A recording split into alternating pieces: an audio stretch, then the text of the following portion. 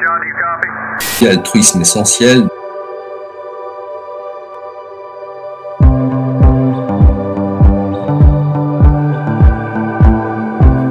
Grandir en conscience, ça n'a rien à voir avec faire le bien ou faire le mal.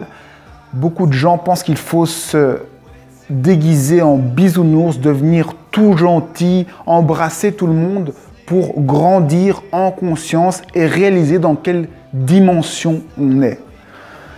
Grandir en conscience, c'est quelque chose de bien plus pratique. C'est simplement avoir conscience de qui vous êtes. Et lorsqu'on a conscience de qui on est, eh bien on a juste plus de libre arbitre et on fait ce qu'on veut. On n'est pas spécialement plus gentil ou plus méchant, on est juste plus conscient. Grandir en conscience, c'est réaliser un peu plus qui on est, c'est avoir un peu plus de prise sur qui on est. Bien sûr, quand on grandit en conscience, on réalise que la personne qu'on est ultimement, c'est de l'amour pur. Donc, forcément que les décisions qu'on prend sont plus de l'ordre de l'amour que de la haine. Mais, dans la pratique, tout cela se passe à travers des égos.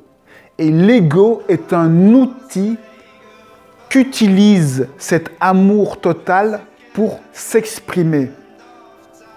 Ainsi, un parent peut très bien se mettre en colère contre son enfant, mais derrière cette colère, il y a de l'amour et donc une prise de distance qui sait très bien pourquoi elle se met en colère et pourquoi elle agit.